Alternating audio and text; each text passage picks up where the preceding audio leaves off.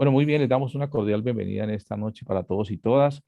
Recuerden que estamos trabajando en un primer bloque que se llama las bases de la doctrina social de la Iglesia. La vez pasada nosotros trabajamos los principios básicos de la doctrina social de la Iglesia.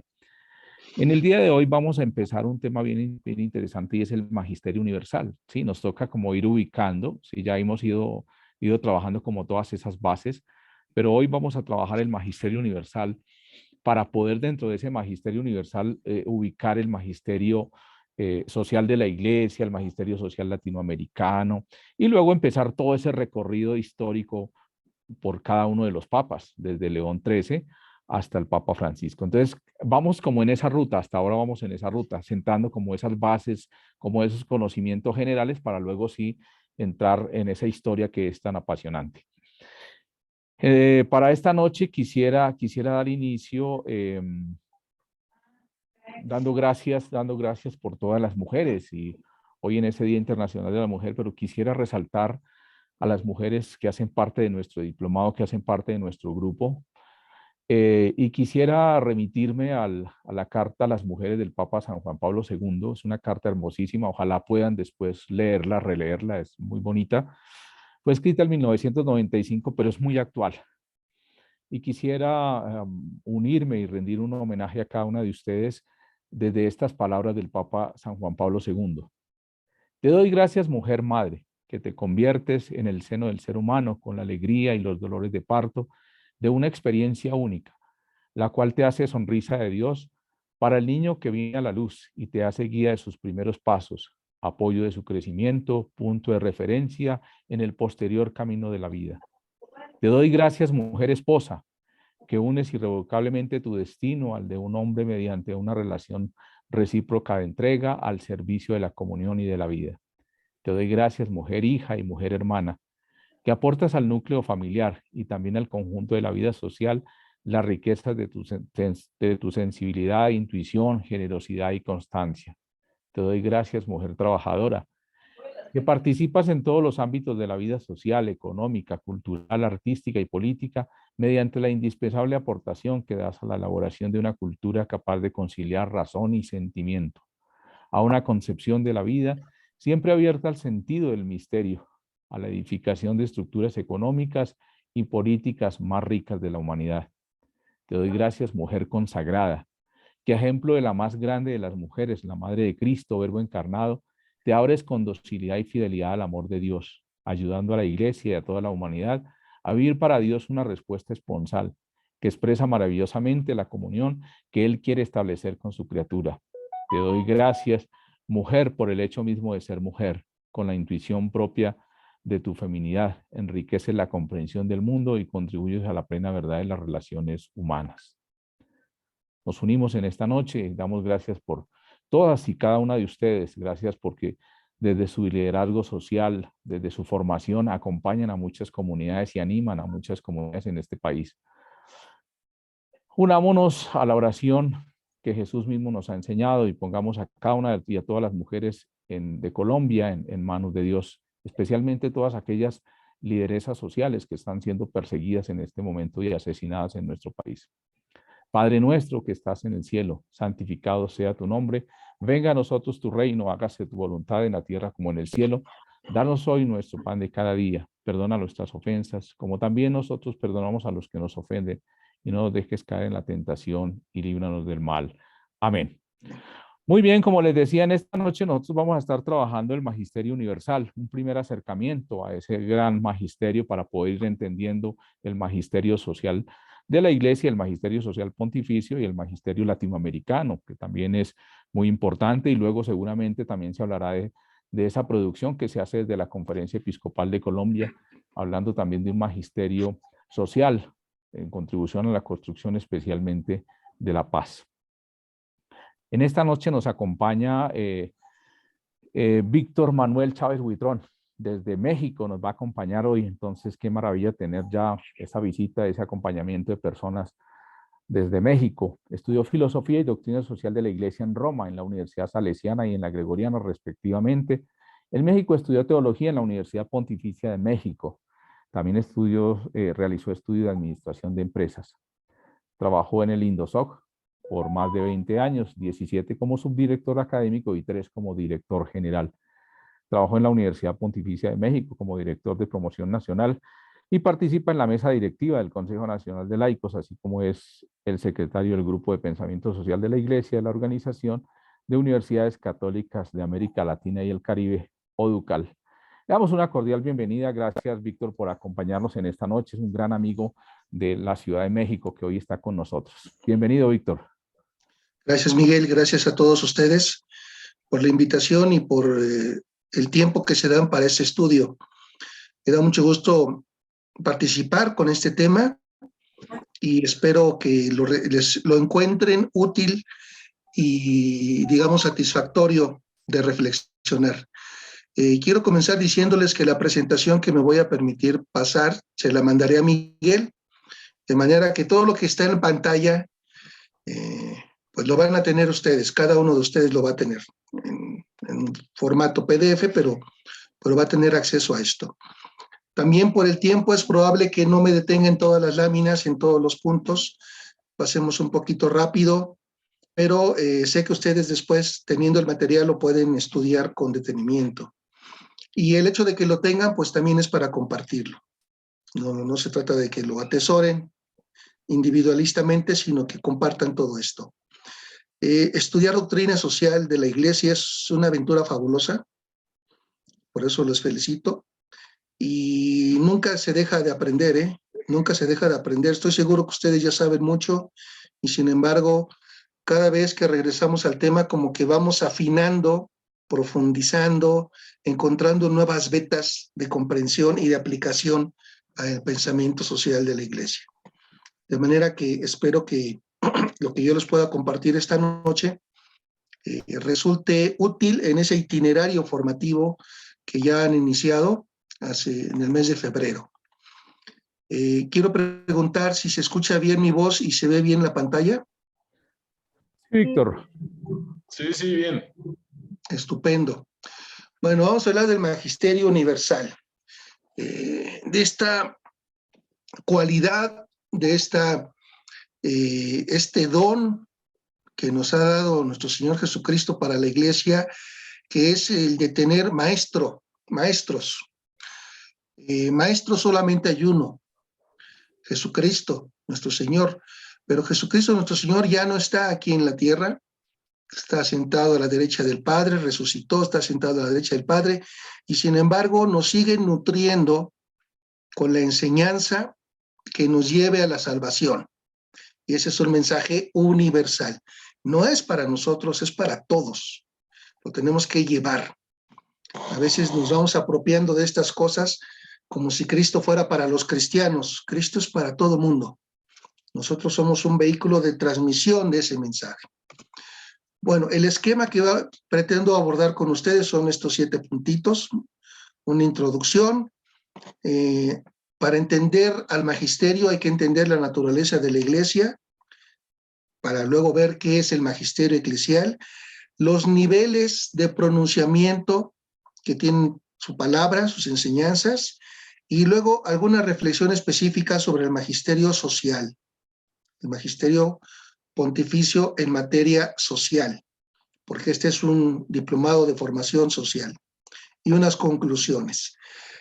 Parto también del hecho de que la mayor parte de ustedes son laicas, son laicos, probablemente también hay algún sacerdote, también tenemos religiosas, y bueno, el discurso está encaminado precisamente a potenciar al laicado, no tanto a la formación de los presbíteros. Bueno, como primer punto, ¿por qué es importante el tema? Me parece que no solamente, bueno, pues es parte del temario del diplomado, está muy bien. Sin embargo, hay que situarnos, la Iglesia no está fuera del mundo. Estamos aquí, está aquí en el mundo. Y para bien y para mal, pues le llegan, le afectan, para bien y para mal, muchas de las cosas que pasan en nuestras sociedades.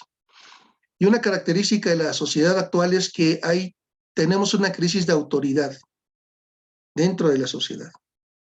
Los puntos de referencia que eran autoridad en otro tiempo se han ido desdibujando, se han ido borrando.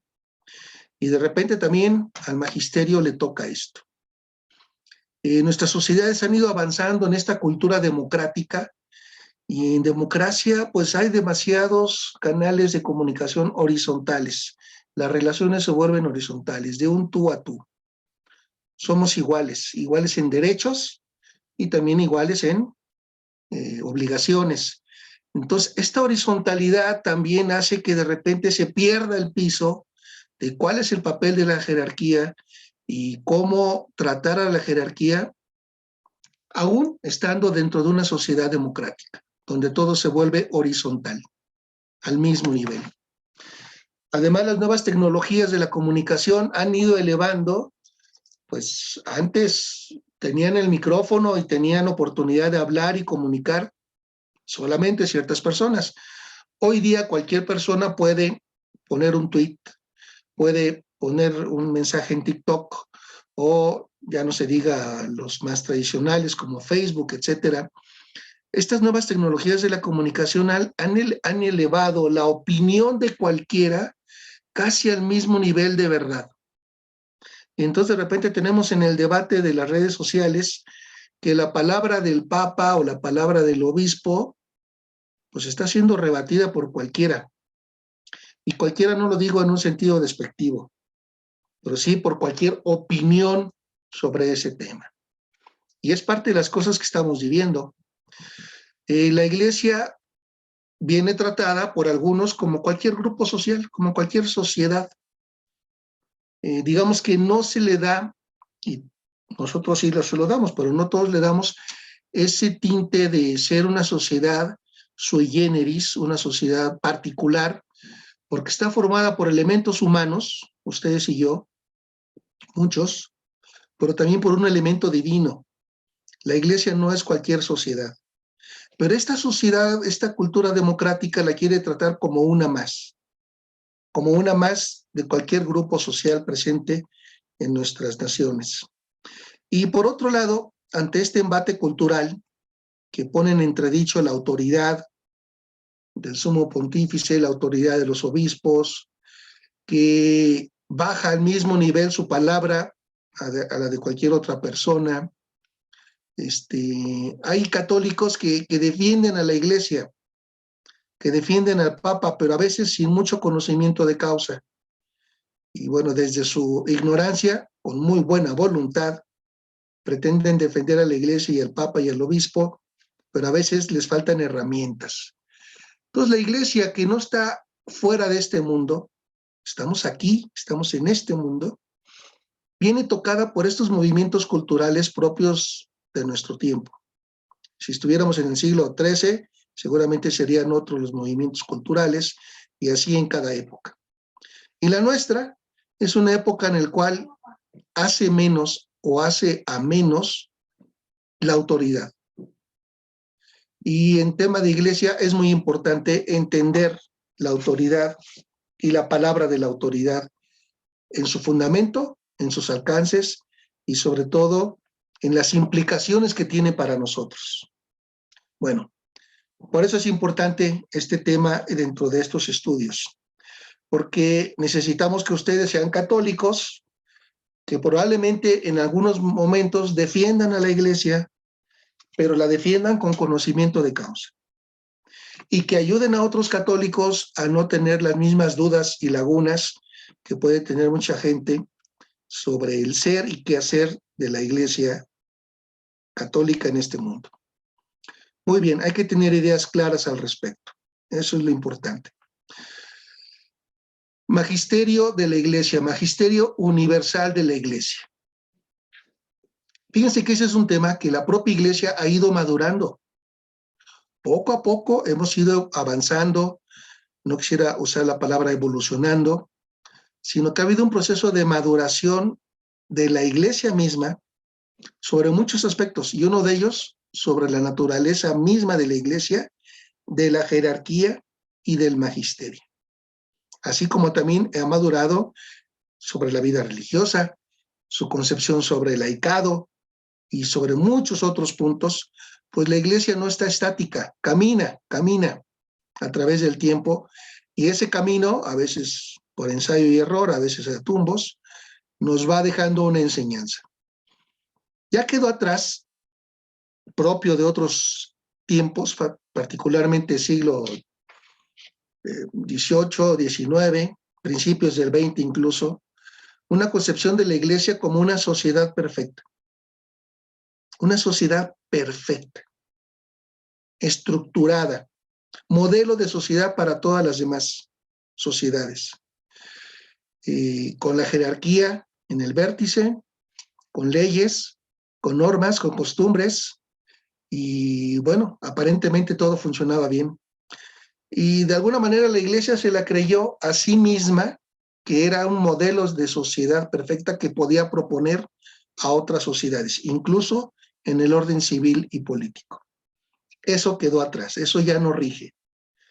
Hoy la iglesia, bajo ningún aspecto, habla de sí misma como sociedad perfecta. El Concilio Vaticano II nos ayudó a tomar conciencia de quiénes somos como iglesia, y fíjense que definió a la iglesia en términos muy propios, porque ya estaban ahí desde siempre, pero los habíamos perdido. Nos habíamos hecho muy autorreferenciales, tan es así que nos considerábamos perfectos como iglesia y como institución, pero el concilio nos remite a nuestra realidad más profunda. La iglesia es un misterio. Podemos decir muchas cosas sobre la iglesia y seguramente son ciertas, seguramente nos acercan a esta realidad y sin embargo nos desborda, sin embargo nos supera. Sin embargo, nuestra palabra no abraza todos los aspectos de lo que conforma el ser iglesia. Es un misterio fascinante, desde su fundación y por la manera como es concebida. La Jerusalén celeste, Madre nuestra, obviamente no en sentido biológico. Esposa inmaculada del Cordero Inmaculado, que es Cristo.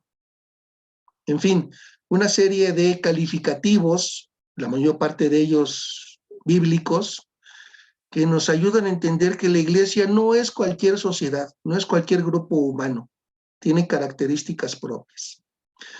Y después la Lumen Gentium nos habla que es pueblo de Dios. La iglesia es un pueblo. Dios escogió un nuevo pueblo, así es como en el Antiguo Testamento Dios había escogido al pueblo hebreo, en Cristo se escoge otro pueblo mucho más amplio, que busca incluir a todas las culturas, a todas las naciones. Y luego, solo después de haber profundizado que es misterio, que es pueblo de Dios, solo después la Lumen Gentium nos va a hablar de la constitución jerárquica de la iglesia. Fíjense que entonces no es lo primero a resaltar.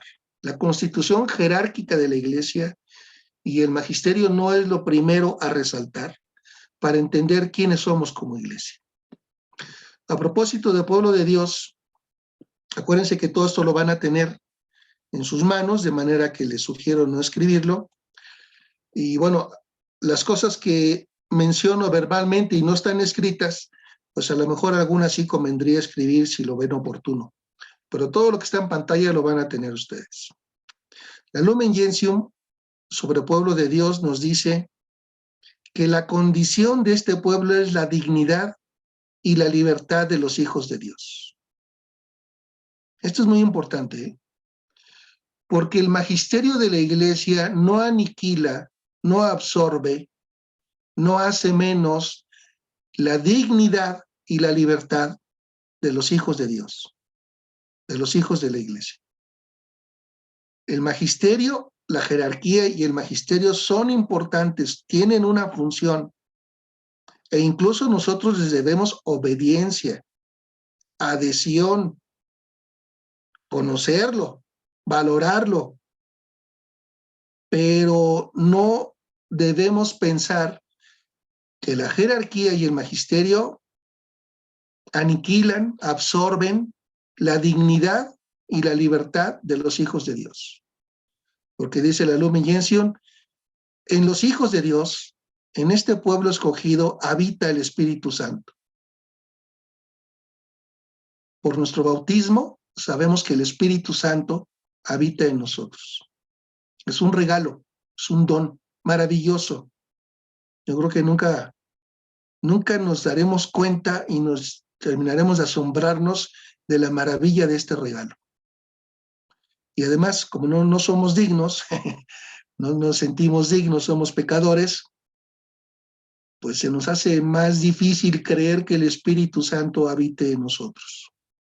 Pero somos templos del Espíritu Santo. Y en este mismo texto de Pueblo de Dios, esto que viene es importante porque en otros tiempos se identificaba iglesia con sociedad perfecta. Y si la iglesia ya era una sociedad perfecta, entonces la iglesia era el reino de Dios en la tierra. Ya, el reino de Dios había llegado. Y entonces aquí el Concilio Vaticano II, Lumen Gentium, esta constitución dogmática sobre la iglesia, nos dice en la parte final de esta lámina que la iglesia es un germen seguro de unidad, de esperanza y de salvación. La iglesia no es todo el reino de Dios ya presente en esta tierra.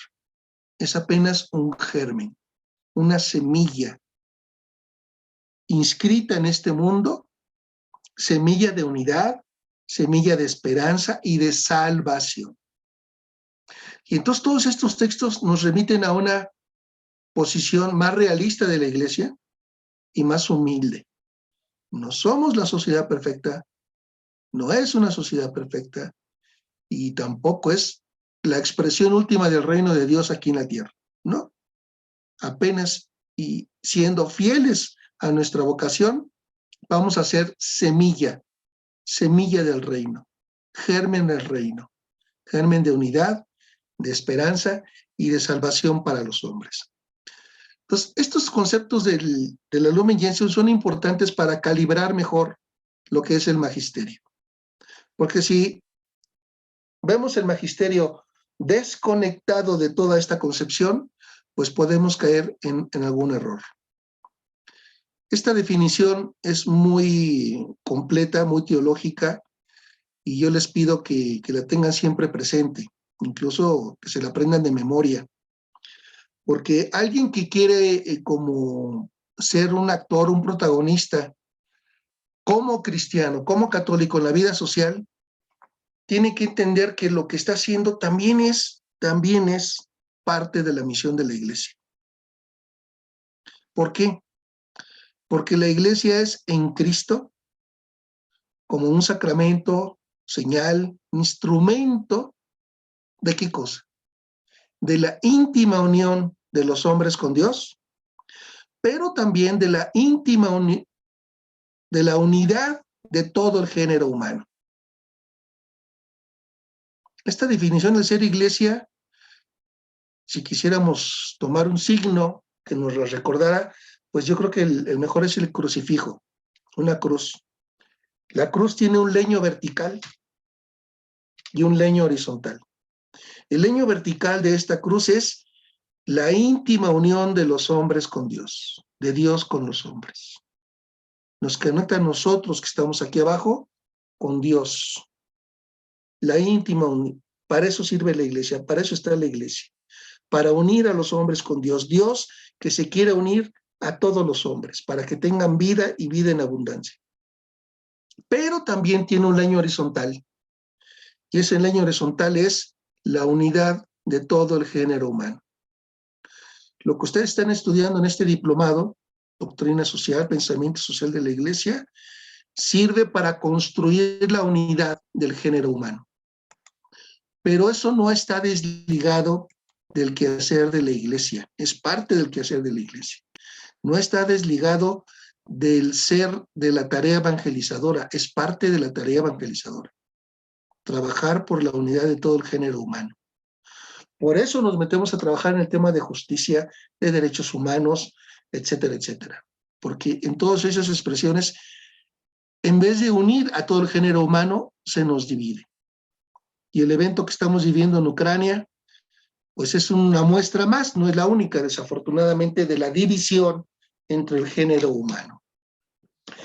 Bueno, hasta aquí la Lumen Gentium, una reflexión sobre el ser iglesia.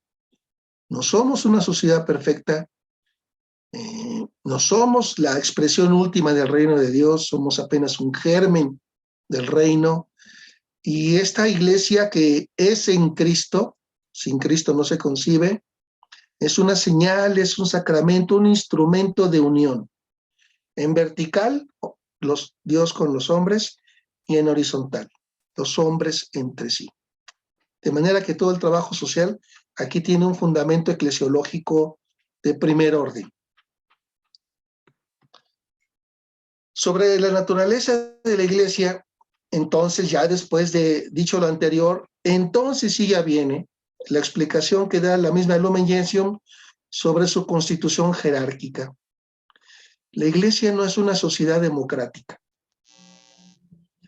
Valora la democracia, promueve la democracia, pero para sí misma sabe y tiene claro que no es una sociedad como cualquier otro grupo humano, y no es una sociedad democrática, es una sociedad jerárquica.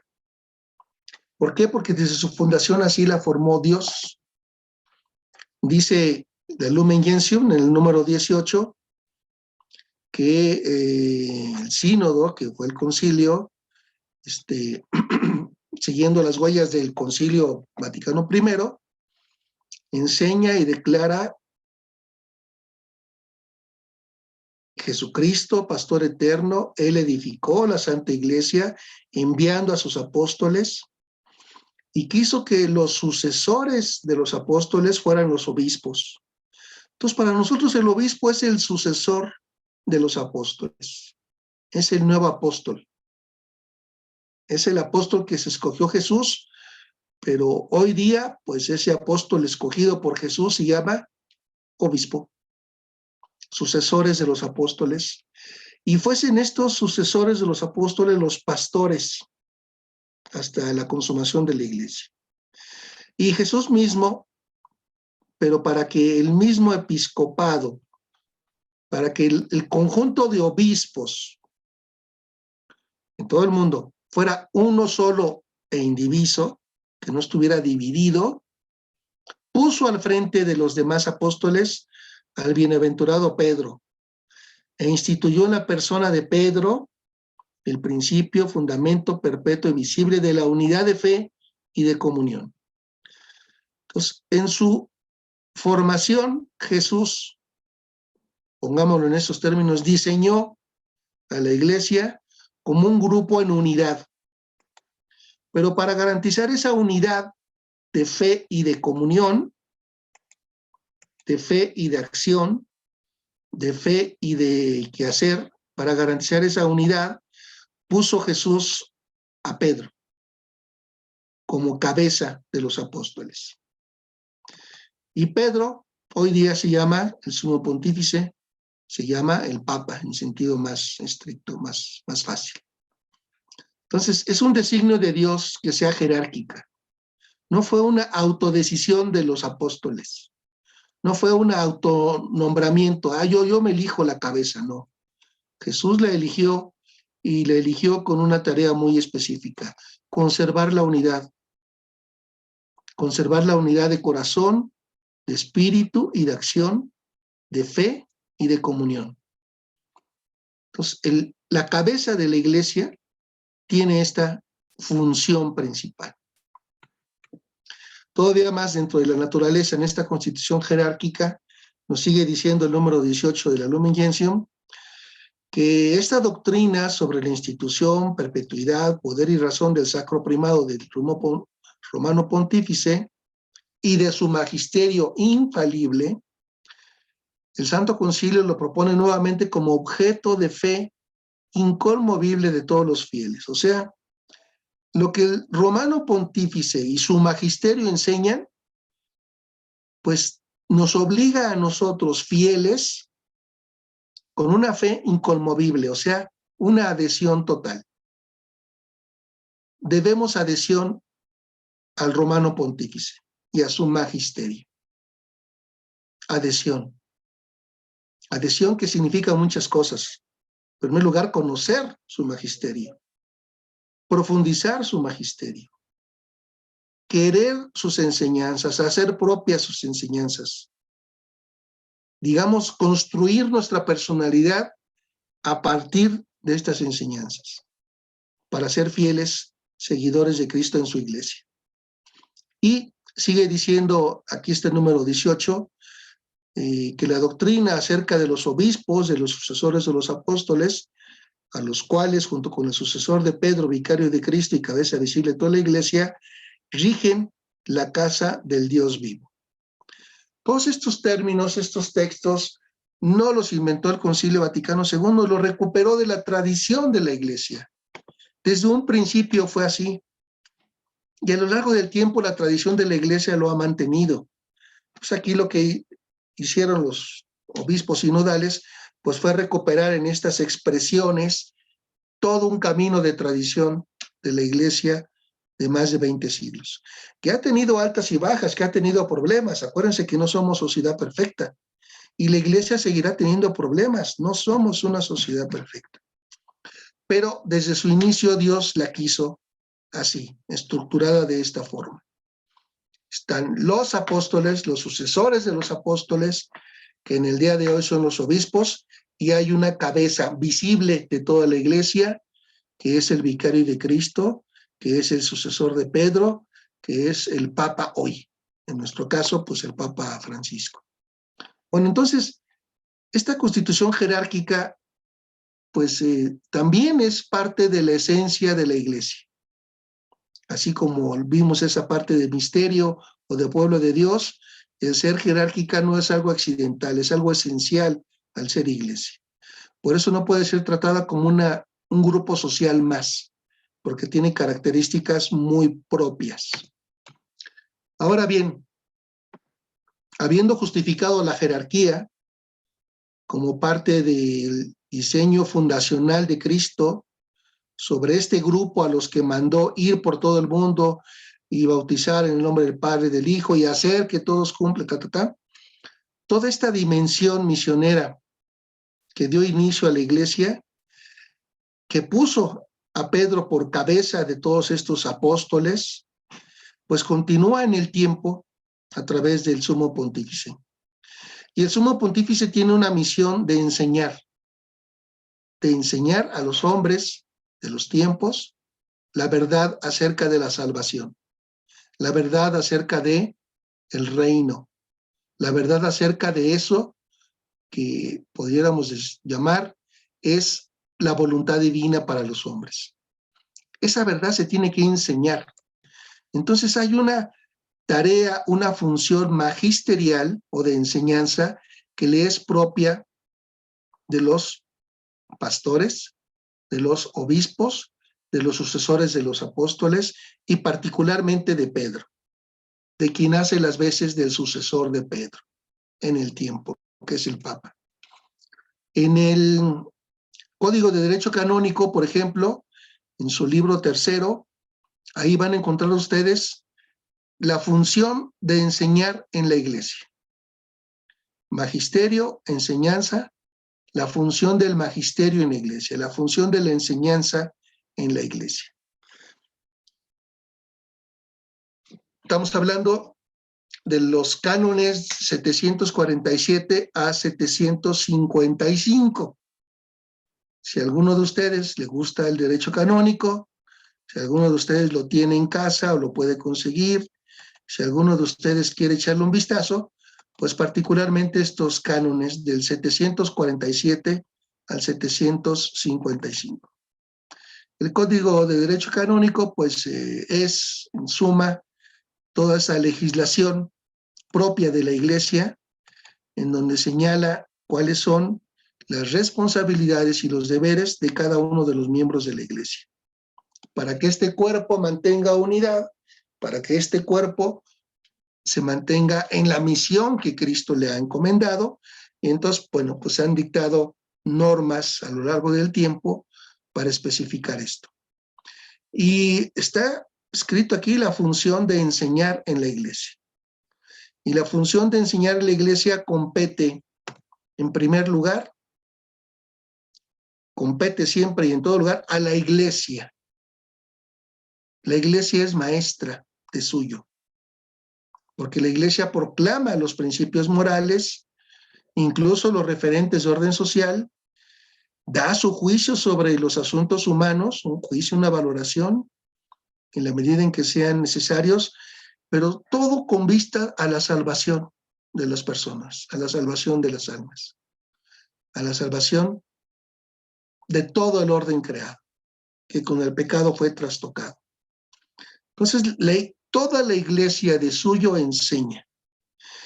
Y los hombres, en canon siguiente, están obligados a buscar la verdad, particularmente en lo que se refiere a Dios. Es una obligación moral, es una obligación nociológica, ontológica, buscar la verdad y adherir a la verdad una vez que uno la conoce. Este segundo parágrafo de este canon es muy importante. A nadie le es lícito jamás coaccionar a los hombres para que abracen la fe católica, yendo contra su propia conciencia. La fe católica se abraza conscientemente, libre y conscientemente, voluntariamente, nunca por imposición, nunca por coacción. Y nosotros incluso no debemos usar el magisterio para coaccionar. No debemos usar estas enseñanzas para forzar. Estas enseñanzas son importantes. Estas enseñanzas del magisterio ilustran nuestra conciencia para que abracemos mejor el mensaje de salvación. El sumo pontífice goza, siguiente canon, el Papa goza de infalibilidad en cuanto a su enseñanza. Como sumo supremo pastor y doctor de todos los fieles, compete confirmar en la fe a sus hermanos. El Papa proclama por un acto definitivo la doctrina que debe sostenerse en materia de fe y de costumbres.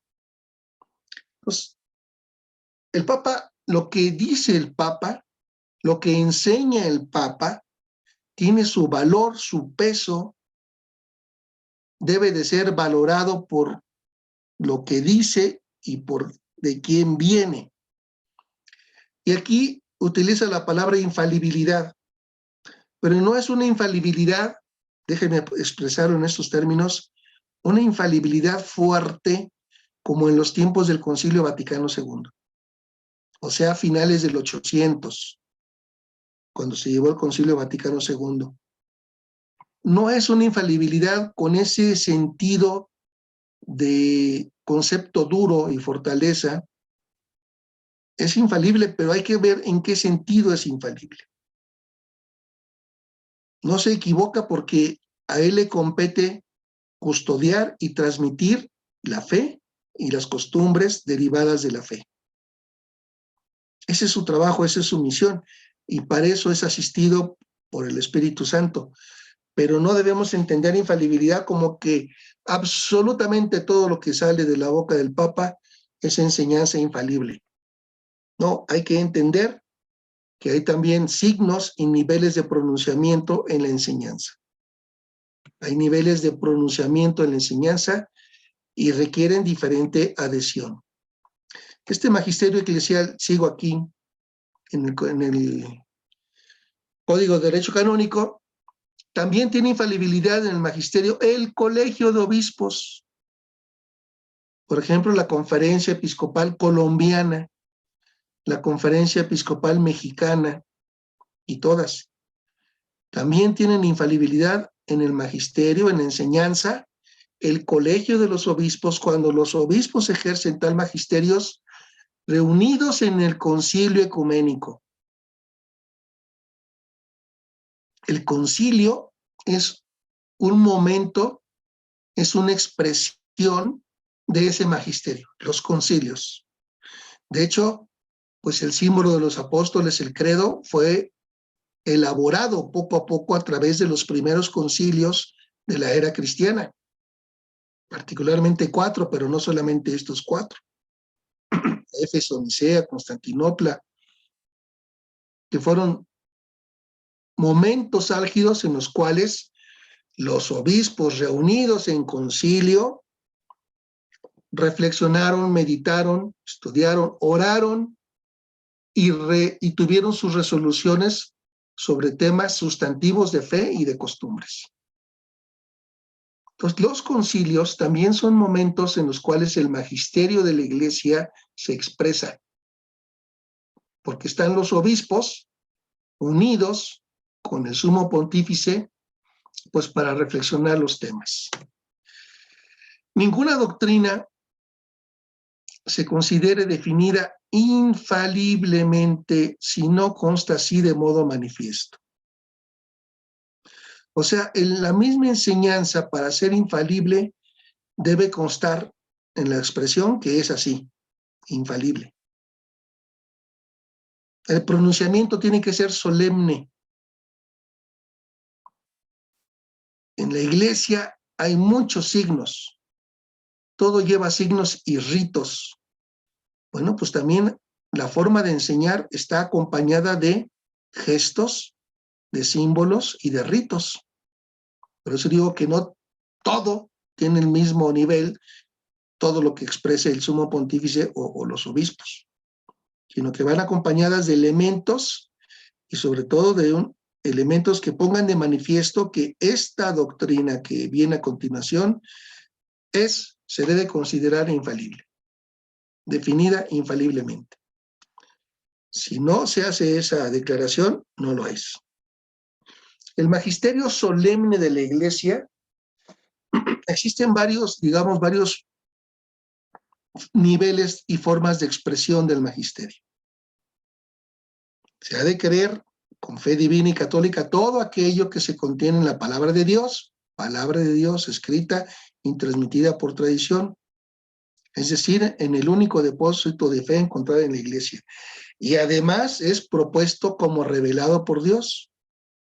Se propone a través del magisterio solemne de la Iglesia o a través del magisterio ordinario y universal de la Iglesia. Lo que enseña el magisterio no es algo propio que inventa el magisterio por sí mismo, sino que es la revelación de Dios expresada de tal forma que los hombres y mujeres del tiempo puedan penetrar ese misterio de salvación, revelado por Dios. Entonces, el punto de partida indiscutible de la enseñanza del magisterio es la palabra de Dios, la revelación divina. Y el magisterio la enseña de manera solemne o de manera ordinaria y universal. Y cualquiera de estas dos requiere de nosotros fieles, pues una adhesión de fe a todas sus enseñanzas. Ahora bien, me voy a saltar estos puntos. Ustedes después podrán verlos con mayor detenimiento.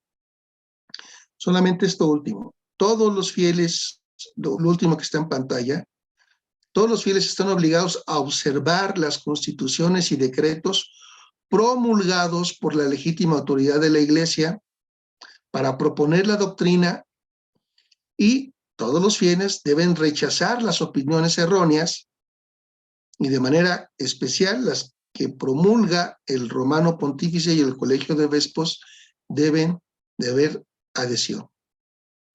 Entonces, las enseñanzas del magisterio tienen su valor, tienen su importancia y no están de más, no están como un accidente, pueden estar o no pueden estar, no, son necesarias y oportunas. Y nosotros debemos conocerlas, adherirlas y, en la medida que así lo exija, practicarlas. Lo que promulga el Romano Pontífice o el Colegio de los Obispos, que es sobre quien recae la función de enseñar del magisterio en la Iglesia, en el Sumo Pontífice y en los obispos. Algunos de ustedes me pueden preguntar, oiga, ¿y los sacerdotes? ¿Los presbíteros no también enseñan? Sí, los presbíteros enseñan, pero ellos son colaboradores de los obispos. Por eso el obispo está atento a su presbiterio para formarlo y para también custodiar que no digan cosas que no. Pero el presbítero es un colaborador del obispo para poder apacentar el rebaño, por así decirlo, propio de una comunidad parroquial. Es imposible que el obispo directamente apaciente a todo su rebaño.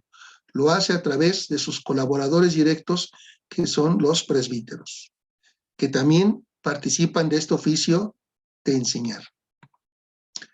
Ok, ahora fíjense bien, niveles de pronunciamiento del magisterio. O sea, el Papa y los obispos cuando hablan, lo hacen de distinta forma, a distinto nivel, con distintos gestos, ritos. Y entonces cada nivel tiene su importancia. Esto es parte de la doctrina de la Iglesia y de la tradición de la Iglesia, ¿eh? Entonces, en este cuadrito van ustedes a encontrar toda una clasificación. Uno, ¿quién enseña? El maestro, que puede ser el Papa. El punto número 1 a su izquierda dice el Papa cuando se pronuncia ex cátedra. Abajo dice el concilio, que es este sínodo de obispos junto con el Santo Padre. Los obispos junto con el Papa, pero ya a nivel local, ya no reunidos en un concilio general, sino a nivel sinodal. El Papa solo o el obispo solo. En ellos recae la función de enseñar. El obispo solo para su diócesis, el Papa pues para toda la Iglesia. Los obispos junto con el Papa para su país o para la región. El concilio ecuménico para todo el mundo, porque hay representantes de todo el mundo, o cuando el Papa habla ex cátedra. Ven, ahí hay 5 niveles en los cuales se hace un acto magisterial, un acto de enseñanza. Y cada uno de ellos corresponde a un nivel de magisterio.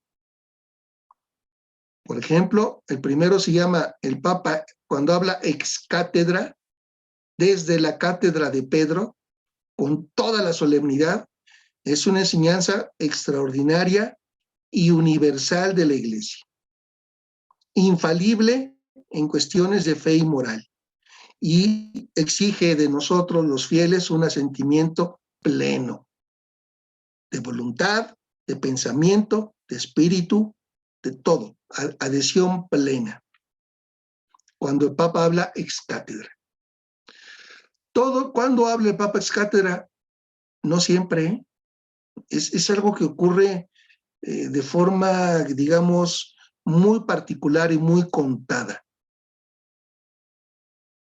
Hoy día tenemos, por los medios de comunicación, incluso acceso a todo lo que dice el Papa, a todo lo que dice el Papa. Si está en una reunión y lee un texto, si está en la Asamblea General, si está en el Ángelus, puedo saber qué dijo el Papa en el Ángelus, qué dijo en la audiencia del miércoles, qué les dijo en cada una de las... Lo podemos saber. Y existen muchos medios de comunicación que nos remiten todo lo que el Papa dice, pero no son pronunciamientos del Papa ex cátedra, porque no tienen esa solemnidad. Por lo tanto, no son cuestiones infalibles de fe y moral, y no todo requiere el asentimiento pleno. El Concilio Vaticano, sí, por ejemplo, el Concilio Ecuménico Vaticano II es una enseñanza extraordinaria y universal de la Iglesia, infalible en cuestiones de fe y moral, y se requiere un asentimiento pleno de fe. Todo lo que yo les puse aquí del Concilio Vaticano II está a este nivel. Es una enseñanza extraordinaria, universal de la Iglesia, infalible en cuestiones de fe y moral, incluso el mismo derecho canónico. Tercero, los obispos junto con el Papa. Por ejemplo, cuando fue el Sínodo de América y salió el documento Ecclesia in America con Juan Pablo II, u ahora que se reunieron los obispos de la Amazonía con el Papa para el tema de la Amazonía, pues fue un sínodo regional con el Papa. Y entonces la enseñanza que deriva de ahí es una doctrina ordinaria y universal de la Iglesia, infalible en cuestiones de fe y moral, y requiere sentimiento. Porque están las autoridades magisteriales de la Iglesia en pleno para esta región, para este país. Entonces lo que determinan ahí tiene su validez, pero como doctrina ordinaria, no extraordinaria. Las dos de arriba, fíjense, son extraordinarias. La de abajo es ordinaria. No siempre habla el Papa ex cátedra, es muy rara la ocasión, y tampoco se tienen concilios ecuménicos cada año. Es rara la ocasión. El Concilio Vaticano I, ecuménico Vaticano I, fue a finales del 800 y el segundo a finales o a la mitad del 900. Y no ha habido un tercer concilio en nuestra época, porque sus enseñanzas, se requiere materia y se requiere pertinencia para convocarlo, y sus enseñanzas son extraordinarias y universales. Lo más común es el 3, el 4 y el 5. El 3, el Papa junto con los obispos de una región, de un país, o el Papa solo. Cuando el Papa solo habla, es una enseñanza ordinaria, no extraordinaria. Tiene autoridad, fíjense bien, esto es muy importante, tiene autoridad como sumo pontífice, pero no está exenta de posibles puntos débiles, de posibles, no quiero llamar la palabra errores. Por eso dice aquí, tiene autoridad, pero no es infalible. El magisterio ordinario del Papa, el discurso que dio esta mañana, no sé dónde, en fin, todos los momentos en los cuales el Papa tiene que hablar, tiene autoridad como sumo pontífice, eso que dice, pero no es infalible. Y entonces, fíjense, en la parte derecha de la columna dice asentimiento religioso, sumisión religiosa de mente, de intelecto, de voluntad, pero no es asentamiento pleno de fe. El asentamiento pleno de fe es más exigente, es más completo, es pleno. Aquí, en enseñanza ordinaria del Papa, por ejemplo, pues sí, me exige un asentimiento religioso, una adhesión al Papa, una sumisión religiosa. Mi mente, mi intelecto y mi voluntad deben adherir a eso. Pero eso no quita que pueda yo pensar, reflexionar las cosas que me está diciendo el Papa. Y lo mismo el obispo abajo.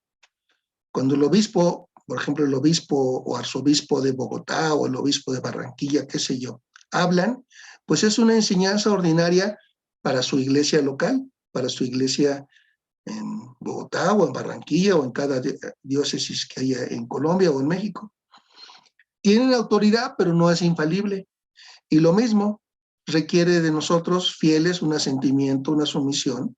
Por eso no quita que tengamos conciencia de que esos puntos sobre los cuales se está refiriendo no son 100% infalibles. Que pueda haber puntos discutibles, vamos a ponerlo así. Y precisamente esos puntos discutibles los retoman los teólogos para discutirlos.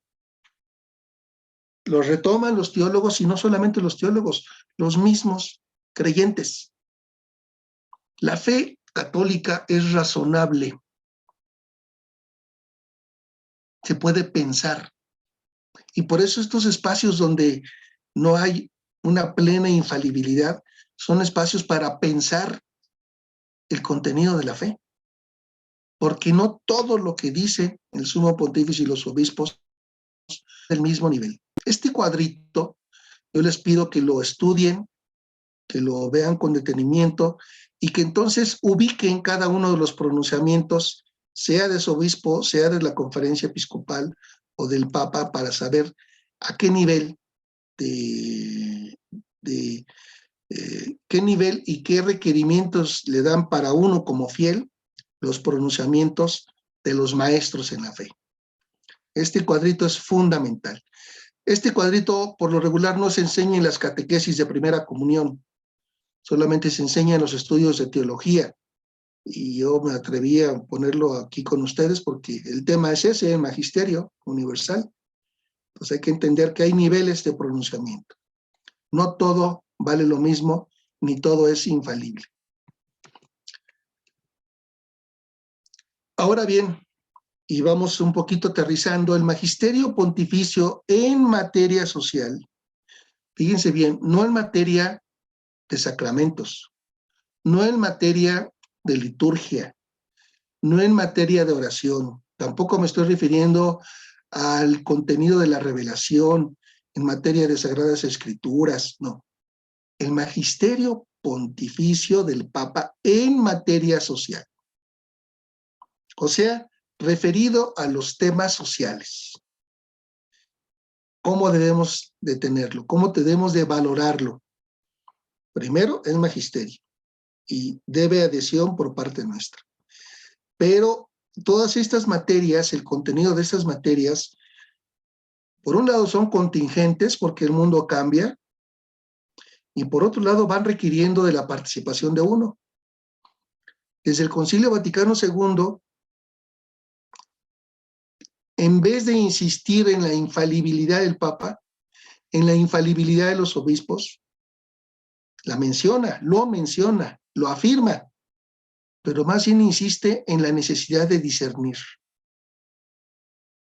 Las cuestiones sociales deben ser discernidas.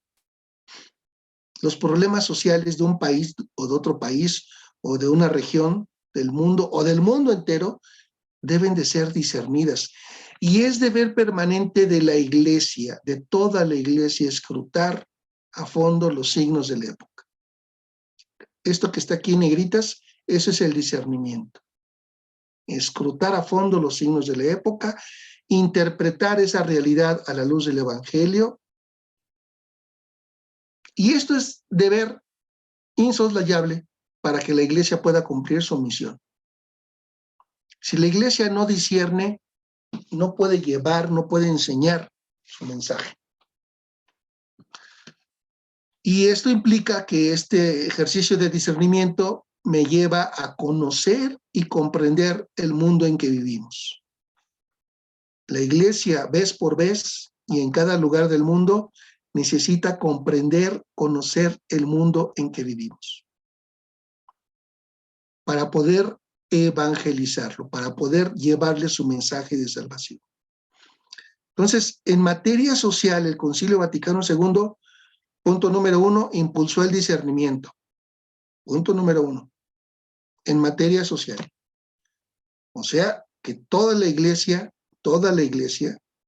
con los obispos a la cabeza, con el Papa a la cabeza, pero toda la iglesia escruta a fondo los signos de los tiempos. Conoce y comprende a profundidad el mundo en que vive. El discernimiento es una clave que no se nos puede olvidar. Incluso para entender mejor la función del magisterio en materia social. Segunda clave, también impulsada por el concilio, los sínodos de obispos. El Concilio Vaticano II impulsó esto que se llama el sínodo. Cuando digo impulsó, no es que lo haya inventado el Concilio Vaticano II, es que lo retomó de la tradición. Desde siempre la Iglesia ha sido sinodal, pero el concilio dijo, vamos a trabajar en sínodo. Sínodo de obispos. No podemos esperar cada 30, 40, 100 años a congregar a un concilio y el mundo va exigiendo respuestas porque el mundo va cambiando. Antes el mundo cambiaba más lentamente y aún así hubo tiempos en los cuales había muchos concilios cada rato. Hoy en día eso es muy complicado, pero sí puede haber sínodo de obispos. ¿Qué es un sínodo de obispos? El mismo Código de Derecho Canónico lo dice. Es un sínodo especial, una asamblea de obispos escogidos de distintas regiones del mundo, escogidos por el Papa, convocados por el Papa para estudiar un tema, para discernir un tema, de la vida de la Iglesia o de la vida social, o ambas cosas. Entonces, los sínodos son una institución que revitalizó el concilio. Los sínodos no son el concilio, porque el concilio tiene capacidad para definir dogmas y legislar. Los sínodos no, pero los sínodos son espacios de discernimiento, espacios consultivos para el mismo Papa El Papa tiene sus sínodos para que lo asesoren al Papa mismo, para que reciba una ayuda de hermanos, los otros obispos, respecto de los temas álgidos de la vida de la Iglesia o de la vida social. Porque el Papa no lo sabe todo. También el Papa necesita consejo, ayuda de sus hermanos obispos, y el sínodo es una reunión de obispos que convoca el sumo pontífice con representantes de aquí, de allá, según el tema, y les dice, oigan, ayúdenme a reflexionar este tema social o eclesial o pastoral, ayúdenme a reflexionarlos para discernirlo juntos y tener claro qué debemos enseñar y qué debemos de hacer. Los sínodos de obispos desde el Concilio Vaticano II empezaron a tener gran importancia, mucha, más de la que nos damos cuenta. Y de los sínodos van a surgir pronunciamientos, palabras, magisterio, ordinario. Aquí, por ejemplo, les pongo, Pablo VI, una vez que terminó el Concilio Vaticano II, realizó 5 sínodos y 2 exhortaciones apostólicas posinodales. Las exhortaciones apostólicas son las conclusiones del sínodo de obispos firmadas por el Papa, avaladas por el Papa. Hecho suyo ese consejo y lo firma el Papa. Pero son fruto del trabajo del sínodo, del discernimiento que hacen los obispos convocados por el Papa. Ahí en el primer renglón me faltó el número 2 exhortaciones postsinodales muy importantes. Una de ellas, por ejemplo, es la Evangelii Nunciandi. Es un gran documento del magisterio de Pablo VI a propósito de la evangelización, de Evangelii Nunciandi. Pues todo lo que dice el Evangelii Nunciandi, no crean que el Papa solito lo sacó de su pluma y su escritorio, fue fruto del sínodo que le ayudó a reflexionar eso. Juan Pablo II, durante su pontificado muy largo, hizo 15 sínodos. 15 temas reflexionó, con la ayuda de sus hermanos, discernió, y de ahí salieron 12 exhortaciones apostólicas post-sinodales. De muchos temas, ¿eh? Familiaris Consortio es fruto de un sínodo, exhortación apostólica. Christi Fideles Laici es fruto de un sínodo, exhortación apostólica, que aunque va firmado por el Papa, es fruto de esta forma de discernir. Reconciliación y penitencia, fruto de un sínodo. Y 12, con Juan Pablo II, ahora sí que la Iglesia todo el tiempo estaba en sínodo. Con Benedicto también hubo 5 sínodos y hubo 5 exhortaciones apostólicas postsinodales, documentos. En cada documento hay enseñanzas. Es una acción magisterial, ordinaria, no extraordinaria. Francisco ha tenido hasta la fecha 4 sínodos y 3 exhortaciones apostólicas. Las exhortaciones apostólicas no son encíclicas. La encíclica sí es un texto que el Papa escribe de su puño y letra. Se puede asesorar, pero él es el que le escribe. En cambio, las exhortaciones apostólicas son frutos de un sínodo. ¿Por qué? Porque es un instrumento que la Iglesia misma se dio para elaborar determinadas enseñanzas en función de determinados temas. Y tercero, el discernimiento.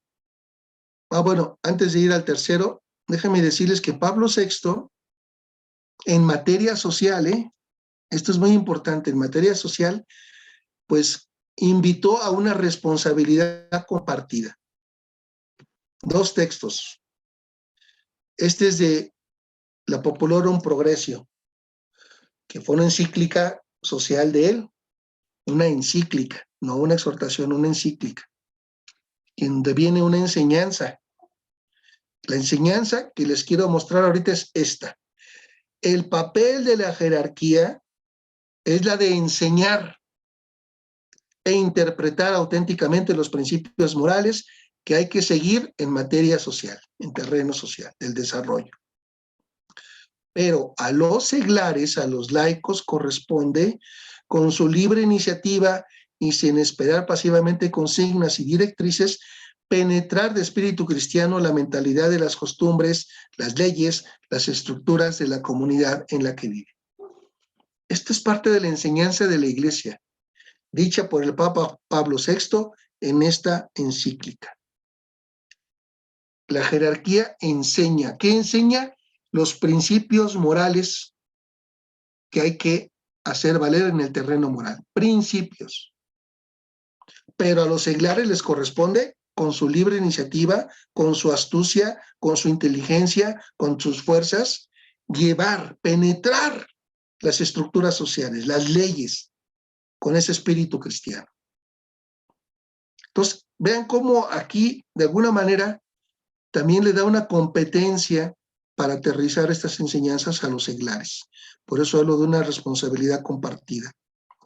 Y en materia social, acuérdense, no estamos en materia de sacramentos, de Biblia, de oración, de liturgia, no. Estamos en materia social. En materia social hay otro texto de Pablo VI que quiero ponérselos, porque también es muy importante. No es que Pablo VI reconoce que en materia social el sumo pontífice será sumo pontífice, pero no lo sabe todo. Y no es que tenga el teléfono privado de Dios. Dice Pablo VI en esta carta que se llama Octogésima Adveniens, es una carta, no es una encíclica enviada a un obispo, pero en esta carta hay una enseñanza que dice, frente a situaciones tan diversas que vive el mundo, nos es difícil, nos es una forma de referirse, a mí me es difícil pronunciar una palabra única, como también proponer una solución con valor universal.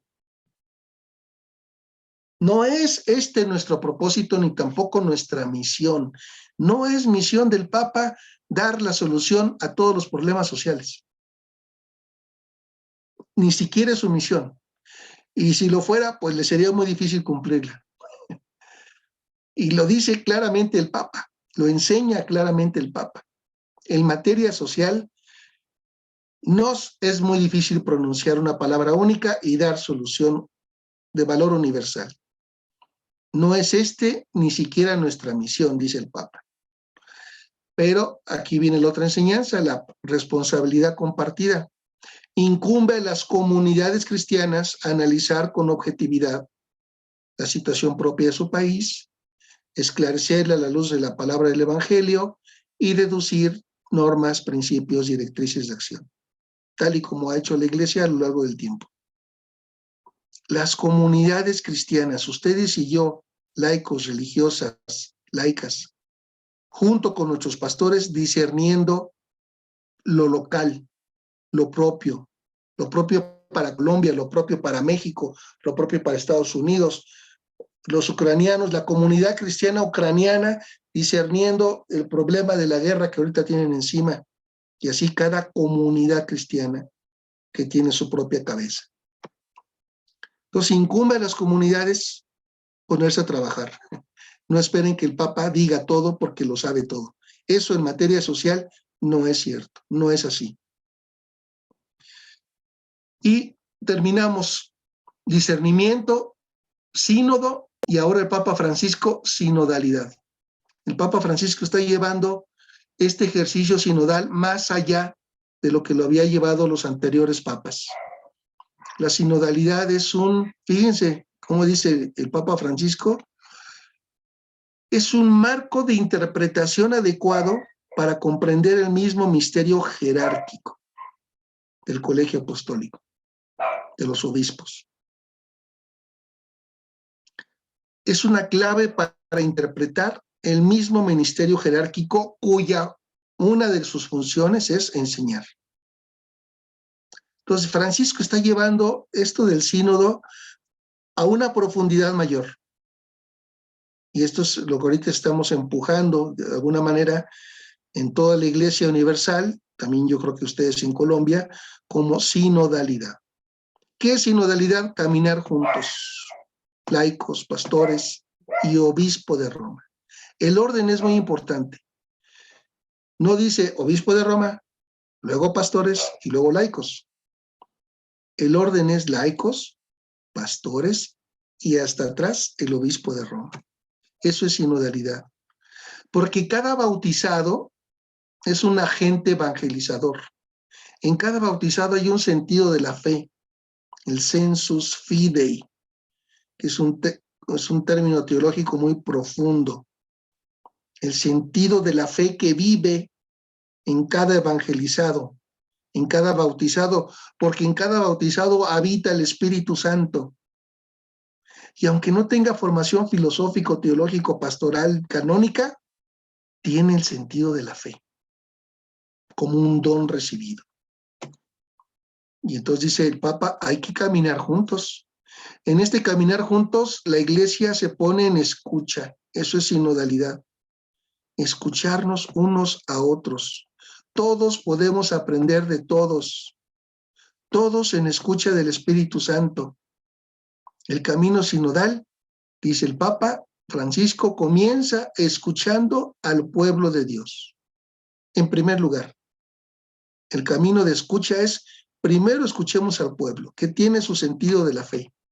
Luego, escuchemos a los pastores, que también tienen su experiencia y su sentido de fe. Y por último, culmina ese proceso con la escucha del obispo de Roma.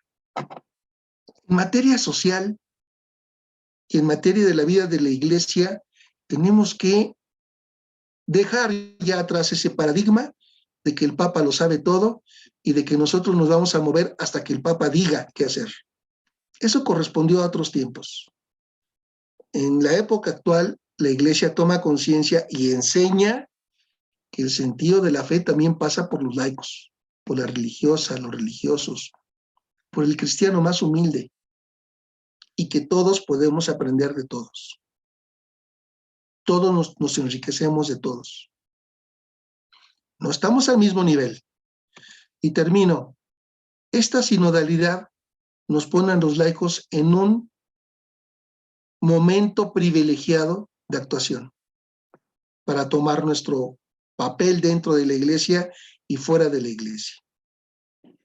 Los pastores, el obispo debe de caminar adelante, en medio y atrás para escuchar lo que dice el Espíritu a las iglesias, lo que dice el Espíritu a través de la voz de las ovejas.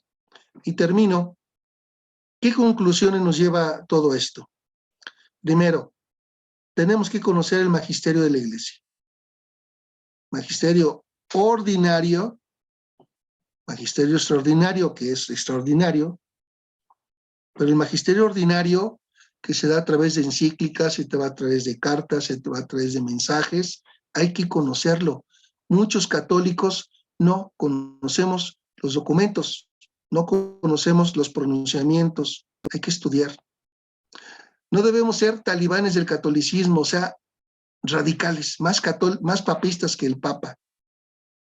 Ni el Papa defiende tanto su punto de vista, en materia social me estoy refiriendo, y nosotros queremos llevar a ultranza los criterios y enseñanzas del Papa como si ahí estuviera todo, ¿no?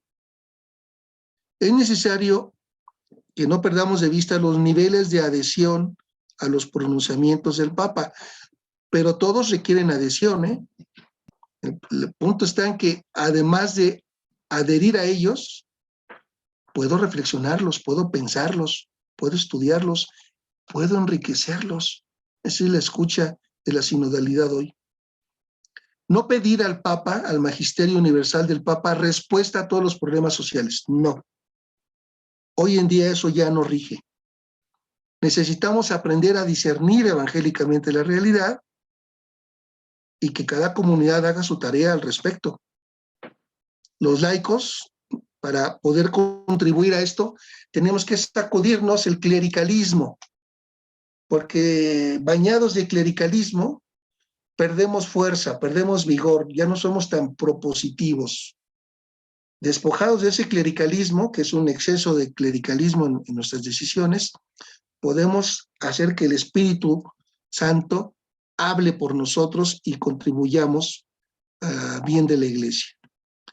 Y la sinodalidad implica eso, caminar juntos, y esa es la invitación a la cual estamos. Hay que conocer el magisterio, sí. Hay que valorar el magisterio, sí. No todo lo que dice el Papa es del mismo nivel, no, hay niveles. No todo lo que dice el Papa es infalible, no. Se pueden razonar, se pueden pensar. Y en materia social, el magisterio pontificio mismo reconoce que cada comunidad debe de tener una responsabilidad. Y cuando digo comunidad, implica también los laicos, las laicas, los religiosos y las religiosas. De manera que, conociendo el magisterio y viendo las cosas en su justa dimensión, lo valoremos adecuadamente, tratemos de vivir según estas enseñanzas, pero siendo en materia social, también exigen de nosotros un camino más proactivo. Muy bien, pues con esto terminamos. Les agradezco mucho su atención y si todavía hay un poco de tiempo, Miguel, podemos abrir un espacio para preguntas. Yo en cualquier momento te paso esta presentación para que me hagas favor también de compartirla. Muchas gracias. Gracias, Víctor. Bueno, muy bien, muchas gracias a Víctor. Si hay preguntas, por favor, prendemos las cámaras, levantamos la mano, preguntamos, aprovechemos que tenemos a Víctor que nos acompaña en esta noche. Este es un tema supremamente importante, así como todos los que hemos venido trabajando para sentar todas las bases, ¿cierto? Yo me uno a Víctor a ese llamado también tan especial de que si nosotros no tenemos claro, es muy difícil también poder enseñar a otras personas, ¿sí? Entonces, creo que lo más importante para nosotros es primero clarificar, y gracias a Víctor por ese acercamiento al magisterio universal, pero sobre todo desde los documentos de la iglesia, detalle por detalle. Seguramente que ustedes van a tener la posibilidad de repasar la presentación y la grabación y volver seguramente sobre muchos temas de los allí trabajados. Preguntas, inquietudes, dificultades que no entendieron, apreciaciones. Hoy están tímidos. Prendemos las cámaras, por favor. ¿Alguna pregunta? Si no, yo les pregunto a ustedes. Claro, pregúnteles. Aprovechen. La idea es que tengamos una conversación, que podamos profundizar y seguir trabajando. ¿Alguna pregunta, alguna inquietud, algo que no haya sido claro?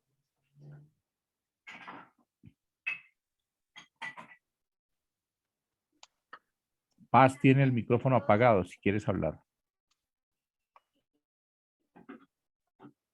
Omar. Muy bien, Omar, por favor. Pues agradecerle al profe por este compartir tan especial. Fue un recordar las bases principales de la eclesiología y pues también del magisterio, de la doctrina de la iglesia. Más que hacer una pregunta, hacer una valoración. Nosotros tal vez no conocemos o no hemos profundizado en la riqueza que tiene la iglesia respecto a los documentos magisteriales. Yo les cuento una experiencia. Nosotros estamos tratando de emprender un proyecto con migrantes aquí en la diócesis, es un gran asentamiento de migración venezolana, y pensábamos qué día nos pasó algo gracioso, pues gracioso no, particular, y era que pensábamos, bueno, ¿cómo vamos a sustentar esto? Porque ciertamente hemos recibido un poco de rechazo de ciertos entes gubernamentales. Entonces decíamos, ¿cómo nosotros podemos justificar que la iglesia debe estar presente? Y tuvimos la oportunidad de acercarnos un poquito a un documento muy bonito que se llama Pacem in Terris, eh, iluminando una parte de la realidad y más encima Evangelii Gaudium diciendo no podemos encerrar la religión solamente a las cuestiones propiamente del culto y del templo. Entonces, esto como para decir, toda esta riqueza magisterial, toda esta riqueza de documentos, de doctrina, de enseñanzas que la misma iglesia a través de sus pastores ha logrado compartirnos, quizá para nosotros está un poco en el baúl sabemos que existió, pero no sabemos qué dijo. Entonces es una valoración que quiero hacer, agradeciéndole al profe también por la claridad que nos ha brindado en los conceptos. Gracias, Omar, padre Omar. Muy bien, ¿quién más? Yo creo que la explicación estuvo perfecta. Yo, lo poquito que no pude comprender, yo creo que fue casi nada, porque todo lo demás estaba muy explícito. Bueno, y cuando tú tratas de mantenerte al día con los documentos eclesiales que te pueden ayudar a comprender el proyecto del Papa, si tú no estás pendiente del proyecto del Papa, pues todo lo que te digan es nulo. No vas a entender nada de lo que se habla, y cuando estamos al día nos va bien. Yo creo que lo más importante es la solidaridad que nosotros podamos tener alrededor de cada presbítero en el que estamos adscritos en nuestra diócesis, porque ahí es donde encontramos las herramientas y la calidad de necesidades que tiene el pueblo, porque ahí se tocan todos esos detalles. Se conoce a la comunidad a profundidad. Si no conocemos nuestra comunidad a profundidad, pues sí, estamos nadando en un río equivocado. Sí, hay que conocer lo que enseña el magisterio, porque es deber de él enseñar y es deber nuestro dejarnos enseñar. Total. Ellos cumplen su deber, pues teniendo estos pronunciamientos de distinta índole, de distinto nivel, pero lo que nos ha faltado, y ya lo decía Omar también, es que nosotros cumplamos el deber de dejarnos enseñar, de tener que leer, que estudiar, que escuchar, que asimilar esos contenidos. Pero fíjense bien, esos contenidos forman nuestra conciencia, iluminan nuestra conciencia, orientan nuestra conciencia. Pero al final de cuentas, cuando hay que elegir qué bien hacer, es la propia conciencia la que nos dice qué hay que hacer. No es el magisterio. O sea, el magisterio, como les dije, no sustituye la conciencia.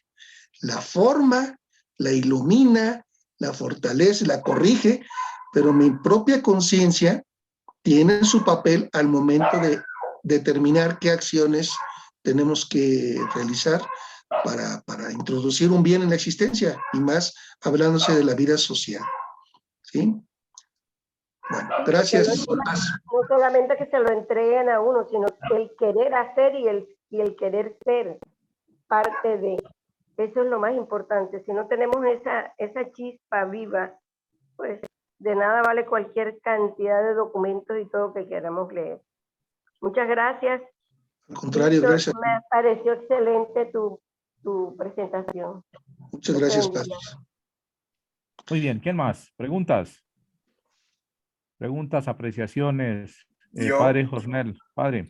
Sí, muchas gracias por el espacio. Y al inicio de la clase escuché una afirmación que especialmente es para los laicos, esa enseñanza, pero nosotros como sacerdotes tenemos que formarnos, capacitarnos. La doctrina social de la Iglesia, según mi criterio, es dinámica, siempre está dialogando con la realidad, y si la realidad es cambiante, la cosa va cambiando. Y también los sacerdotes tenemos que sacar el tiempo para estar en esa dinámica de aprendizaje y de escucha, porque tenemos que formarnos para poder servir. Y no solamente el Papa, los obispos, son los sacerdotes que tienen más contacto con las comunidades de base, que también pueden como hacer instrumentos para transmitir ese parecer, ese conocimiento. Es lo que yo quería como aportar, y agradezco mucho a nuestro profesor y a usted también por ese espacio. Gracias, bendiciones. Gracias, Padre. Déjeme comentar a propósito de lo que dice algo que a lo mejor no insistí con suficiente claridad, pero que es importante. Por ejemplo, piensen ustedes, Rerum Novarum, encíclica Rerum Novarum, primer gran encíclica social, León XIII, Carta Magna de la doctrina social de la Iglesia en época moderna, contemporánea, en fin, muchas loas le echamos a Rerum Novarum. Pero Rerum Novarum no hubiera podido haber sido escrito sino porque otros obispos y otras comunidades en Alemania, en los Países Bajos, en Francia, ya estaban enfrentando el problema de los trabajadores. Esas experiencias vivas de comunidades que, como dice ahorita el padre, hay que dar respuesta a nuestra propia realidad. Esas experiencias vivas que ya se hicieron precedentes a León XIII y a Rerum Novarum, las retoma el Papa, las sistematiza y entonces emergen como esta doctrina que se enseña en Rerum Novarum. Pero no es que el Papa inventó todo desde su escritorio. La misma comunidad le ayudó. ¿Cuál? Las experiencias de los obispos, Kettler y muchos otros, que estaban atendiendo el problema de los trabajadores fruto de la Revolución Industrial. Otro ejemplo, cuando Benedicto XVI, en otra encíclica reciente, Pacem Inter, no, Caritas in Veritate, Caritas in Veritate, propone la economía social de mercado y propone la economía de comunión. ¿De dónde sale esa idea de la economía de comunión? Pues de una experiencia de una comunidad, en este caso de los focolares, que ha desarrollado desde finales de la Segunda Guerra Mundial una manera distinta de crear riqueza y distribuir la riqueza. Y eso la ha llamado economía de comunión. Y la retoma el Papa y la presenta como una posibilidad. Y así, todas. Entonces vean la importancia de que ellos enseñan los principios morales, pero nosotros tenemos que bajarlos a la realidad, hacer experiencia, porque de esta manera también somos corresponsables de la Iglesia. Probablemente, y no tengo la menor duda, a ver si no es muy lanzado lo que voy a decir ahorita, el camino que ha hecho la Iglesia colombiana en favor de la construcción de la paz, aunque sea un camino local, regional, de una iglesia en un país concreto, ese camino ha sido recogido y será recogido y puede ser el día de mañana puesto en una encíclica papal o en un documento papal para todo el mundo. Pero es a partir del camino de la experiencia de los laicos, de la experiencia de responder a su realidad local. No esperaron ustedes a que el Papa les dijera qué hacer. La iglesia local tomó su responsabilidad, discernieron su realidad de violencia y están dando una respuesta. Y han hecho un camino fabuloso que ya ha trascendido Colombia. En México hay mucho aprendido de ustedes y el Papa también lo tiene muy claro. Entonces, ahorita lo que decía el padre José es, nosotros sacerdotes tenemos que hacer lo propio y los laicos también, porque no hay que esperar a que el Papa nos diga qué hacer, a que el magisterio en materia social nos diga qué hacer. Ya nos han dicho mucho, los principios, la doctrina social, toda esa enseñanza moral ya está ahí puesta. Hay que llevarla a la realidad, a los desafíos actuales de la realidad. Hoy el desafío actual tiene tres rostros: la desigualdad, la pobreza, los excluidos, un rostro que cada vez son más. ¿Cuál es la respuesta cristiana ante esa realidad? Segundo, el deterioro ambiental, el calentamiento global, la pérdida de especies, la contaminación del planeta. ¿Cuál es la respuesta cristiana ante esos problemas? Tercero, la guerra.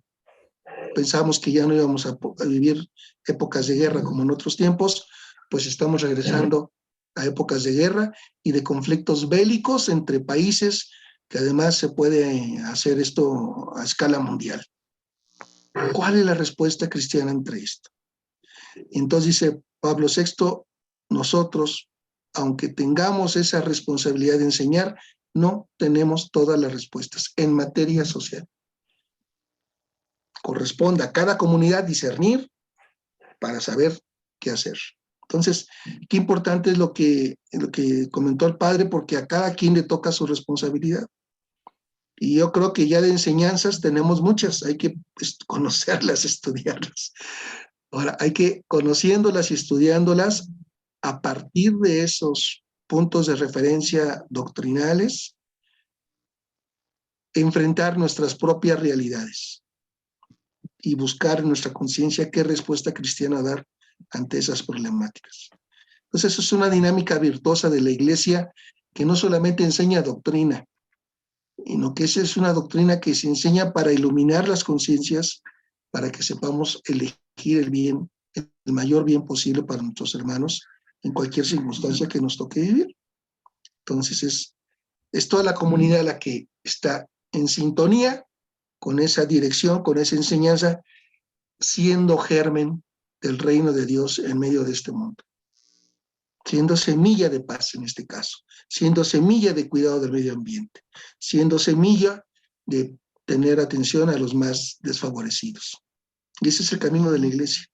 Ustedes y yo hemos tenido el don de ser miembros de esta iglesia y yo creo que no le hemos dado suficientemente gracias a Dios de haber recibido este don. Don y responsabilidad, don y tarea. Bueno, pues si quieren aquí paramos porque ya lo estoy aburriendo demasiado. Ha sido un placer estar con ustedes y espero haber servido para los fines del estudio que están llevando. Miguel, muchas gracias y muchas gracias a cada uno. A cada uno. Víctor, hombre, muchísimas gracias aquí en nombre de la Escuela de la Caridad y Secretariado Nacional de Pastoral Social, la Conferencia Episcopal, por estar con nosotros, por acompañarnos en esta noche. Este es un grupo muy especial con quien estamos iniciando este estudio de la doctrina social de la Iglesia. Ya tenemos clara conciencia de que tenemos que ir a los documentos, como yo siempre les he dicho. Vayamos a los documentos, leamos y aprovechemos a los profesores que nos pueden aclarar y nos pueden ayudar a profundizar en muchos temas. Muy bien, entonces, si prenden por favor sus cámaras para el registro de esta noche. Muchas gracias. Gracias, gracias, por favor. Todavía algunos que no están para su registro, por favor, gracias, gracias, muy amables. Gracias. Prenden sus cámaras todos, por favor. Monroy, Angélica Clavijo, Angélica, Juan Manuel. Ok. Gracias. Muy bien, están muy serios, muy serios. Entonces dirán, no, a ver, el mexicano está muy serio. Listo, muchas gracias a todos. Ya me regalan la otra fotografía. Vamos con la segunda, por favor, la segunda cámara. Muchas gracias, eso, perfecto, ¿no? Este grupo está más alegre, muy bien. Gracias, perfecto, muy bien. Bueno, algunas cosas importantes para tener en cuenta. Como ustedes se dieron cuenta, nosotros estamos iniciando todo el proceso al paso de Q10. Entonces, yo publiqué una lista donde están las personas que ya pudieron inscribirse en Q10. Las otras personas, es importante que todo el mundo lo haga. Si tienen alguna dificultad, mañana me dice. A veces son dificultades técnicas. Mi primer consejo es que lo hagan desde un computador, a veces desde los teléfonos. Como bajamos tantas cosas de los teléfonos, a veces es muy difícil registrarnos desde allí. Ojo, hay una cosa súper importante. Usted de pronto puede que se equivoque escribiendo su nombre, pero si usted se equivoca escribiendo su correo electrónico, no va a recibir ninguna información. El acceso a la plataforma va a ser a través de su correo electrónico. Entonces es tal vez el punto donde le tienen que poner más cuidado, porque si le pusieron una mayúscula, una minúscula, les faltó una letra, pusieron alguna cosa mal, pues no van a recibir la información. Entonces, estamos esperando que las personas que faltan por inscribirse lo hagan de hoy a hoy, sí, hasta las 12 de la noche para hacerlo, porque mañana nos reunimos con el ingeniero para empezar a hacer las matrículas. Esto es la preinscripción, otra cosa es nosotros tenemos que matricular a uno por uno en la plataforma y cuando lo matriculemos le va a llegar hasta un correo electrónico diciéndole que usted puede entrar a la plataforma. Ya después va a desaparecer el grupo de WhatsApp, o sea, ya lo vamos a utilizar menos. ¿Por qué? Porque cada uno de ustedes va a poder ingresar a la plataforma directamente y a las clases. Ya sencillamente usted dice entrar a conferencia y ya entra a este salón como igual a este que tenemos hoy, ¿sí? Ya ustedes entran a las conferencias en los horarios en que nosotros las programemos. Entonces es importantísimo eso. Lectura, seguimos en los textos de lectura obligatoria. ¿Sí? Lógico que pues seguramente los sacerdotes, los diáconos, religiosos, religiosas, pues han leído Concilio Vaticano II. Es posible que algunos ni siquiera lo hayan comprado, pero Es importante que estos documentos los leamos si queremos tener una mayor comprensión. Entonces, los vamos a invitar a leer desde el tema social la Constitución Pastoral Gaudium et Spes, los gozos y esperanzas sobre la iglesia en el mundo actual, la Gaudium et Spes. Yo igual se las voy a subir en PDF para que aquellos no tienen acceso o no tienen el Concilio Vaticano II, el documento, pues puedan tener acceso a esos documentos. Son muy sabrosos de leer, son muy ricos de leer, pero entonces tenemos que pues seguir motivándonos para ello. Lo otro es, yo les aconsejo, ya nosotros no lo podemos hacer porque pues aquí en hora y media es imposible. Yo les aconsejaría que ojalá ustedes por regiones pudieran organizar lo que se llama un club de lectura, ¿sí? Los clubes de lectura ayudan muchísimo porque entonces alguien organiza y entonces también se citan por una plataforma y entonces vamos a leer de tal número a tal número y nos sentamos y comentamos los números que leímos y de pronto el sacerdote o el religioso, la religiosa o el diácono que ha estudiado un poco más, pues aprovecha para explicarles a los que de pronto no tienen el conocimiento suficiente para ello. Entonces, pero esos clubes de lectura nos animan mucho y nos sirven muchísimo. Yo los invito a que ustedes tomen la iniciativa de conformar un club de lectura, ¿sí? Si algún día lo hacen, me invitan. Mire, Miguel, te estamos invitando. Hoy tenemos la primera reunión de nuestro club de lectura que se llama Gaudium et Spes, Gozos y Esperanzas. Es una forma, se los digo, muy fácil para poder tener acceso a los documentos. Yo lo hice en varias universidades de Colombia y todavía funcionan esos clubes de lectura. Tienen una fuerza grandiosa porque allí es donde aprendemos mucho. Como les digo, el que sabe más, pues enseña. El que sabe menos, pues ahí se pega y va aprendiendo. Y seguramente después ya hay cosas muy elaboradas por ustedes. Muchísimas gracias a todos y a todas. Entonces, quedo atento para que los que no han podido hacer su registro en Q10 lo puedan hacer. Entonces, tengan mucho cuidado, háganlo siempre desde un computador. Señor Miguel, ya yo lo pude hacer, ¿oyó? ¿Ya lo pudo hacer? Sí, señor. Perfecto, muchas gracias. A todos les deseo una feliz noche y que descansen. Feliz Día de la Mujer para todos. Para todas, sí señora. Ahí hicimos una oración. Ahí hicimos No, una para oración. todos, yo digo para todos, porque hay que hablar de unidad de género. Sí señora, el Día de la Mujer es todos los días. Víctor. Miguelito, Gracias. Miguelito, Víctor, buena noche. muchas Buenas gracias. noches. Un saludo muy especial de Rosa. Muchas gracias por Sí. todo. Feliz noche para todos. Dulces Que descansen. Gracias, nos estamos hablando. Bendiciones para todos. Bueno, pues, Hasta luego, que descansen, buena noche. buenas noches. Dios.